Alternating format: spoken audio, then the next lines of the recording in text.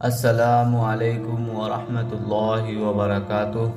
بسم اللہ الرحمن الرحیم۔ حبش کی تپتی ہوئی خاک سے اڑ کر جن ذروں نے عرش کی بلندیوں پر اپنا آشیانہ بنایا تھا، ان میں سے ایک حبشی نژاد حضرت عبداللہ اسود رضی اللہ تعالی عنہ بھی ہیں۔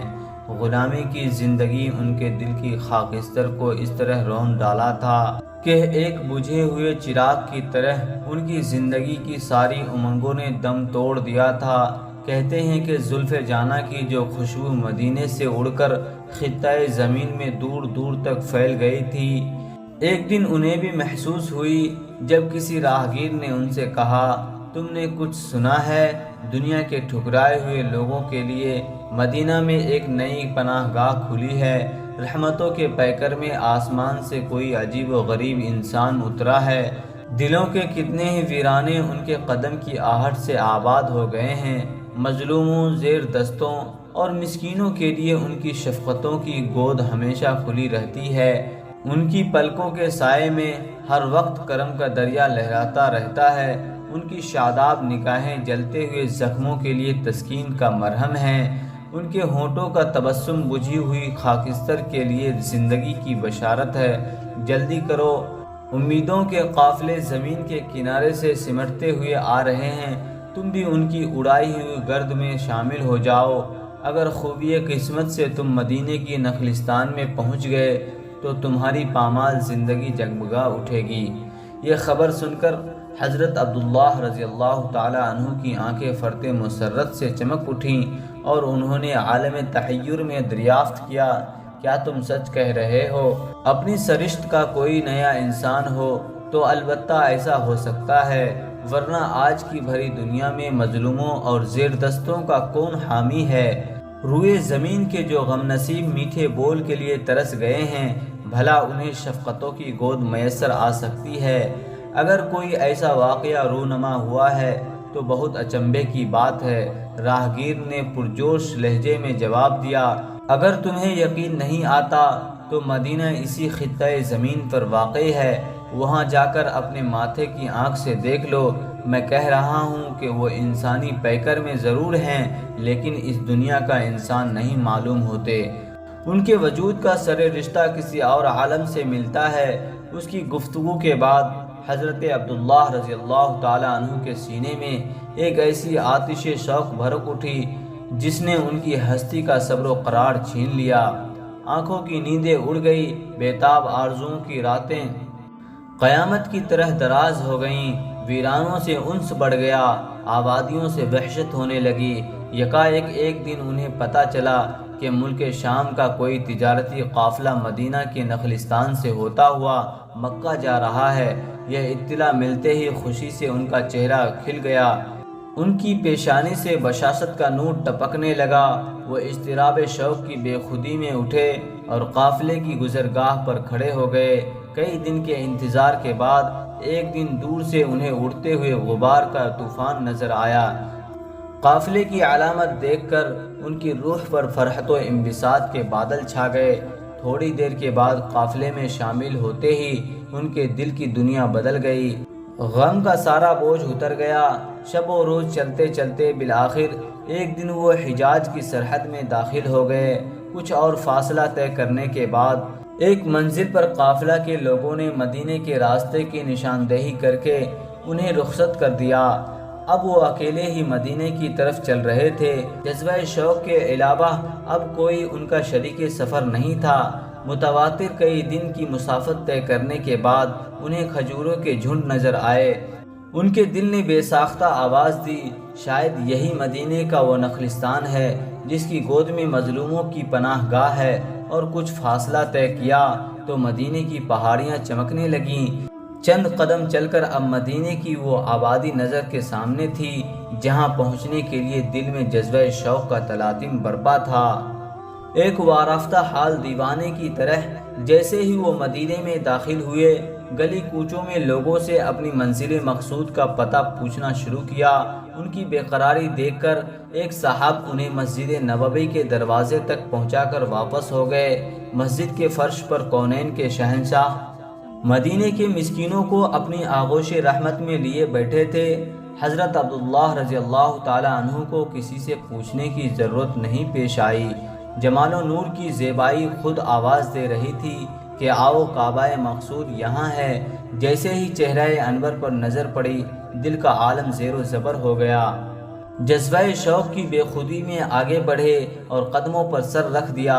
آنکھوں کی راہ سے قلب و روح کا سارا غبار دھل گیا۔ روئے زمین کی روندی ہوئی ایک مشت خاک اب اس قدم کے نیچے آ گئی تھی جو کائنات کی سب سے باعزت جگہ تھی۔ مدتوں کی ایک پیاسی روح چشمہ رحمت سے سیراب ہو چکنے کے بعد اسلام و ایمان کے سر رشتہ سے ہمیشہ کے لیے منسلک ہو گئی۔ اکرام و آسائش کے باغ فردوس میں پہنچ کر بالکل پہلی مرتبہ وہ روحانی مسرتوں کی ایک نئی زندگی سے روشناس ہوئے۔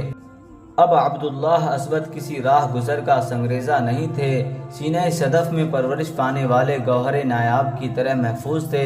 بارگاہ رسالت کی شفقتوں نے انہیں اس طرح سینے سے لگا لیا کہ وہ اپنی پامال زندگی کا سارا غم بھول گئے۔ مسجد نبوی کا صحن ان کی ساری امیدوں کا آشیانہ بن گیا تھا۔ کونین کی نعمتوں کے مرکز میں ان کے لیے کسی بات کی کمی تھی؟ ہر وقت عشق و عرفان کی سرمستی میں وہ نہال و مسرور رہا کرتے تھے۔ ایک دن شام کا خوشگوار موسم تھا، زلف معمبر کی خوشبو سے سارا مدینہ مہک اٹھا تھا۔ جلووں کی بکھری ہوئی چاندنی میں در و دیوار چمک رہے تھے۔ اسی عالم میں حضرت عبداللہ رضی اللہ تعالی عنہ اپنی جگہ سے اٹھے اور بارگاہ رسالت میں حاضر ہوئے۔ آج ان کی حاضری کا انداز بالکل نرالا تھا، منہ کھول کر شاید کچھ کہنا چاہتے تھے۔ حضور نے بھی ان کے مچلتے ہوئے شوق کا عالم محسوس فرما لیا اور ارشاد فرمایا، کہو کیا کہنا چاہتے ہو؟ یہ سننا تھا کہ اچانک صبر و ضبط کا پیمانہ ٹوٹ گیا، پھوٹ پھوٹ کر رونے لگے، اور روتے بھی کہاں؟ آخر حضور صلی اللہ علیہ وآلہ وسلم کے سوا اس گیتی پر اشکوں کے گوہر کا سناشا بھی کون تھا؟ حضور نے اپنی آستین میں ان کی آنکھوں کا آنسو جذب کرتے ہوئے فرمایا، اس طرح پھوٹ پھوٹ کر مت رو، رحمت و کرم کا آبگینہ بڑا نازک ہوتا ہے۔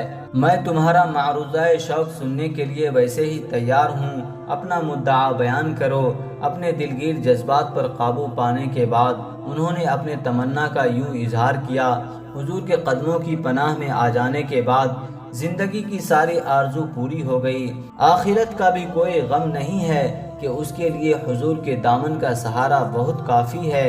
اب زندگی کی رفاقت کے لیے عہد شباب کی صرف ایک تمنا باقی رہ گئی ہے، اور وہ ہے شادی۔ حضور کئی جگہ نکاح کا پیغام بھیجا لیکن کہیں بھی قبول نہیں کیا گیا۔ لوگ کہتے ہیں کہ ایک سیاہ فام حبشی جس کا نہ کوئی گھر ہے نہ در ہے، نہ کوئی کمائی ہے نہ دھمائی ہے، ایسے خانہ بدوش شخص کو کون اپنی لڑکی دے گا؟ حضور کی چوکھٹ سے لگے رہنے کے علاوہ میرے پاس ہنر بھی کیا ہے کہ میں اپنی زندگی کے اسباب فراہم کروں؟ ساری کونین تو اسی سنگ در پر سمٹ آئی ہے، اب میں اسے چھوڑ کر کہاں جاؤں؟ حضور کے دستے کرم میں کیا نہیں ہے؟ قسمت کی یہ گرہ بھی کھل جائے گی، بس ایک نگاہ کرم کی دیر ہے۔ کچھ دردناک عجز و نیاز کے ساتھ انہوں نے اپنی سرگزشت غم بیان کی کہ رحمت مجسم کو پیار آ گیا۔ تسلی دیتے ہوئے ارشاد فرمایا، اپنے دل کو آزردہ نہ کرو، تمہارے رشتہ نکاح کا میں ذمہ لیتا ہوں۔ جاؤ بنو کلب کے قبیلے کے سردار کو میرا یہ پیغام پہنچا دو کہ وہ اپنی بیٹی کا نکاح تمہارے ساتھ کر دے۔ یہ حکم سنتے ہی حضرت عبداللہ رضی اللہ تعالی عنہ کا چہرہ فرط مسرت سے پھول کی طرح کھل گیا۔ وہ جانتے تھے کہ جو لوگ حضور کے حکم پر اپنی جان دے رہے ہیں وہ اپنی لڑکی دینے سے کیوں کر انکار کر سکیں گے۔ انہیں سب سے زیادہ خوشی اس بات کی تھی کہ عرب کی سب سے حسین و جمیل دوشیزہ بارگاہ رسالت سے ان کے عقد نکاح کے لیے نامزد کی گئی تھی۔ دوسرے دن وہ علی الصباح خوشی کے ترنگ میں اٹھے اور سیدھے بنو کلب کے قبیلے کی طرف روانہ ہو گئے۔ آج کامیابی کی نشاط میں ان کے قدم زمین پر نہیں پڑ رہے تھے۔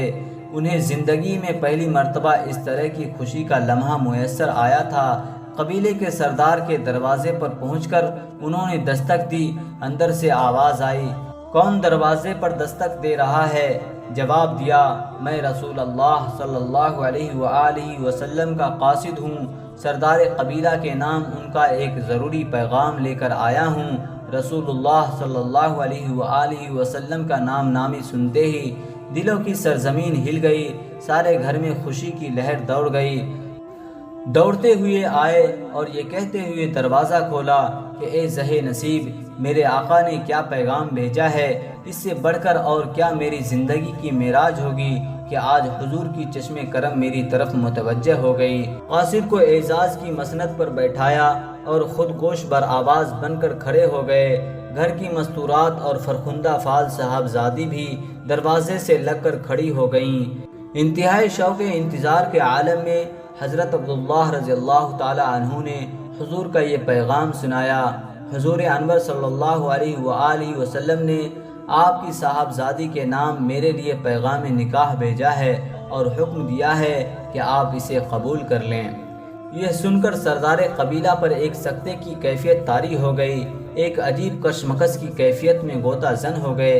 ایک طرف آقا کونین کا حکم تھا جو کسی طرح بھی ٹالا نہیں جا سکتا تھا، اور دوسری طرف اپنی شہرہ آفاق بیٹی کا مستقبل جس سے نظر انداز کرنا ان کے بس کی بات نہیں تھی۔ اسی شش و پنج کے عالم میں وہ کچھ دیر تک خاموش رہے۔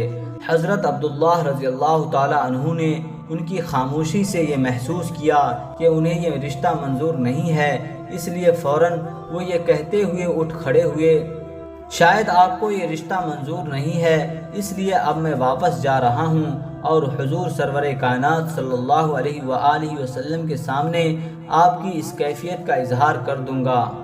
یہ کہہ کر جیسے ہی وہ دروازے کے باہر نکلے، سردار قبیلہ کی صاحبزادی چہرے پر نقاب ڈالے ہوئے دروازے پر آ کر کھڑی ہو گئی اور ایک اضطراب انگیز کیفیت میں آواز دی، رسول عربی کے معزز قاصد واپس لوٹ آؤ۔ اللہ کے رسول کا بھیجا ہوا پیغام میرے نام ہے، میرے باپ کے نام نہیں۔ آزردہ خاطر ہو کر نہ جاؤ، مجھے یہ رشتہ منظور ہے۔ یہ سنتے ہی قاصد کے قدم رک گئے، وہ واپس پلٹ آئے۔ اس کے بعد صاحبزادی اپنے باپ سے یوں مخاطب ہوئی، ابا جان، آپ کیا سوچ رہے ہیں؟ دونوں جہان میں اس سے زیادہ معزز رشتہ اور کہاں مل سکتا ہے؟ آپ یہ نہیں خیال فرماتے کہ کل محشر کی سرزمین پر سارے جہان کی لڑکیوں میں یہ فخر صرف آپ کی بیٹی کو حاصل ہوگا کہ اس کا رشتہ نکاح سرور کونین صلی اللہ علیہ وآلہ وسلم نے طے فرمایا تھا۔ اصل اعجاز وہاں کا ہے، یہاں کی جھوٹی عزت و شہرت میں کیا رکھا ہے؟ ہمارے خاندان کے لیے رہتی دنیا تک برقرار رہنے والی یہ عزت کیا کم ہے کہ اللہ کے حبیب کی نگاہ انتخاب ہمارے گھر پر پڑی ہے۔ غلاموں کی بڑی آبادی میں لڑکیوں کی کیا کمی تھی، لیکن یہ ہماری ہی قسمت ہے کہ حضور کی نوازش بے پایاں کے ہم مستحق ہوئے ہیں۔ بیٹی کی یہ گفتگو سن کر باپ کے سوچنے کا انداز اس طرح یکلخت بدل گیا جیسے کوئی چونک کر کسی پرپیچ راستے سے واپس پلٹ آئے۔ فوراً ہی اپنے آپ کو سنبھالتے ہوئے قاصد سے متوجہ ہوئے، حضور سے کہہ دینا کہ فرمان عالی میرے سر آنکھوں پر ہے، وہ جب چاہیں میں عقد نکاح کی مہم سر انجام دینے کے لیے حاضر ہوں۔ یہ جواب سن کر حضرت عبداللہ اسود رضی اللہ تعالی عنہ کی خوشی کی کوئی انتہا نہ تھی۔ مسرتوں کے خمار میں جھومتے ہوئے وہ بارگاہ رسالت کی طرف واپس لوٹے۔ خدمت اقدس میں حاضر ہوتے ہی یہ بشارت سنائی، حضور قبیلے کے سردار نے رشتہ نکاح منظور کر لیا، اس کی بیٹی بھی حضور کے حکم کی تعمیل میں سر وقف ہے۔ یہ سن کر حضور صلی اللہ علیہ وآلہ وسلم نے ارشاد فرمایا، تو پھر اب دیر کس بات کی ہے، جاؤ نکاح کا انتظام کرو، بازار سے ضروری سامان خرید لاؤ۔ سامان کی خریداری کے لیے نبی کریم صلی اللہ علیہ وآلہ وسلم نے انہیں چند درہم عنایت فرمائے اور وہ بازار کی طرف روانہ ہو گئے۔ راستے میں جس سے بھی ملاقات ہوتی اسے خوشی کی ترنگ میں یہ خبر سناتے ہوئے کہتے، حضور نے فلاں سردار کی بیٹی سے میرا رشتہ نکاح طے فرما دیا ہے، نکاح کی مجلس میں آپ ضرور تشریف لائیے گا۔ بازار میں جیسے ہی انہوں نے قدم رکھا، ایک منادی کی آواز کان میں گونجی، میدان جنگ سے اسلام نے اپنے جانثاروں کو آواز دی ہے، سرفروش مجاہدین کا لشکر تیار کھڑا ہے، کوثر کی شراب کے متوالو چلو، خون سے بھیگی ہوئی سرزمین پر جنت کے اترنے کے دن آ گئے، خوش بختیوں کے میدان میں جو بھی سبقت لے جانا چاہتا ہے آگے بڑھے اور بے نقاب جلووں کا تماشا دیکھے۔ یہ آواز سن کر حضرت عبداللہ رضی اللہ تعالی عنہ چوک پڑے، انہوں نے سوچا کہ مومن کی ساری خوشی تو اسلام ہی کے دامن سے وابستہ ہے، دین کی عزت کا پرچم سلامت رہا تو زندگی میں مسرت و نشاط کی سینکڑوں شامیں آ سکتی ہیں، اور خدا نہ خواستہ اسلام ہی کا سورج گہن میں آ گیا تو شادی کے لمحات کو خون آلود ہونے سے کون بچا سکتا ہے۔ یہ سوچ کر فوراً انہوں نے اپنا ارادہ تبدیل کر دیا، اور جو پیسے وہ شادی کا سامان خریدنے کے لیے لائے تھے ان سے سامان جنگ خرید لیا اور چپکے سے لشکر کے ساتھ ہو گئے، اس اندیشے سے کہ کہیں حضور صلی اللہ علیہ وآلہ وسلم ہمیں واپس نہ کر دیں۔ انہوں نے اپنا سارا جسم کالے کمبل میں ڈھانپ لیا تھا تاکہ کوئی پہچان نہ سکے، اور اس ڈر سے جب تک وہ میدان جنگ تک نہیں پہنچ گئے، لشکر کے بیچ میں نہیں آئے بلکہ کنارے کنارے چلتے رہے۔ اسلام کی زندگی کے لیے ذرا سرفروشی کا یہ اشتیاق تو ملاحظہ فرمائیے کہ وہ اس لیے چھپ رہے تھے کہ کوئی انہیں میدان جنگ کی طرف جانے سے نہ روک دے، اور آج کا نوجوان اس لیے سر چھپانے کی جگہ تلاش کرتا ہے کہ کوئی اسے میدان جنگ کی طرف نہ کھینچ کر لے جائے۔ میدان جنگ میں پہنچ کر دونوں طرف کی فوجیں صف آرا ہو گئیں۔ جب خوب گھمسان کا رن چھڑ گیا تو حضور صلی اللہ علیہ وآلہ وسلم نے دور سے دیکھا کہ کالے کمبل میں لپٹا ہوا کوئی شخص بجلی کی طرح تلوار چلا رہا ہے، صرف اس کا ہاتھ نظر آ رہا تھا، باقی سارا بدن چھپا ہوا تھا۔ حضور نے یہ دیکھ کر ارشاد فرمایا، ہاتھ کی گردش کا انداز بتا رہا ہے کہ یہ عبداللہ اسود ہیں، لیکن وہ یہاں کیسے؟ وہ تو مدینے میں نکاح کی تیاری کر رہے تھے۔ چند صحابہ نے بھی اس بات کی تصدیق کی کہ یہ عبداللہ اسود رضی اللہ تعالی عنہ ہی معلوم ہوتے ہیں۔ مسلمانوں کی فتح مبین پر جب جنگ ختم ہوئی تو نبی کریم صلی اللہ علیہ وآلہ وسلم نے حکم دیا کہ شہیدوں اور زخمیوں کو الگ الگ کریں۔ چند شہدائے کرام کی لاشیں اکٹھی کی گئیں تو دیکھا گیا کہ حضرت عبداللہ اسود رضی اللہ تعالی عنہ کی گردن پر خون کی ایک سرخ لکیر پھیلی ہوئی ہے، آنکھیں بند تھی اور پھول کی طرح چہرہ کھلا ہوا تھا۔ ان کی ناش جیسے ہی نظر کے سامنے آئی، نبی کریم صلی اللہ علیہ وآلہ وسلم آپ دیدہ ہو گئے اور ارشاد فرمایا، میں دیکھ رہا ہوں کہ عبداللہ اسود کے لیے جنت کو دلہن کی طرح سنوارا گیا ہے، حوران جناں انہیں اپنے جھرمٹ میں لیے ہوئے عالم جاوید کا دلہا بنا رہی ہیں۔ ایسے ہی واقعات کو سننے کے لیے اس چینل کو ضرور سبسکرائب کریں۔ ویڈیوز کو سننے کے لیے آپ کا بہت بہت شکریہ۔ جزاکم اللہ خیر الجزا۔